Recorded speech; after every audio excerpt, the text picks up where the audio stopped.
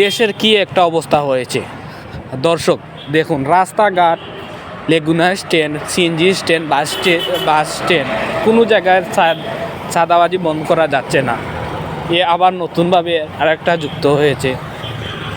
এখন দেখি আরেকটা যুক্ত হয়েছে, হাতি দিয়ে চাঁদাবাজি। প্রায় প্রত্যেকটা শহরে, প্রত্যেকটা অঞ্চলে এখন শুরু হয়েছে হাতি দিয়ে চাঁদাবাজি। দেশ কোন পর্যায়ে পৌঁছেছে দেখুন, কি একটা অবস্থা।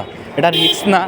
একটা বন্য প্রাণী, কোনোভাবে কি বন্য প্রাণীকে বিশ্বাস করা যায়?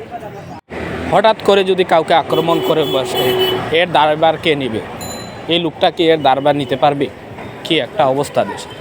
এখন শুরু হয়েছে হাতি দিয়ে চাঁদাবাজি। ঘটনাটি সিলেটের নয়া সড়ক পয়েন্টে দেখতেছি, হাতি দিয়ে প্রকাশ্যে চাঁদাবাজি করছে। ভিডিওটা বেশি বেশি শেয়ার করে দিয়ে।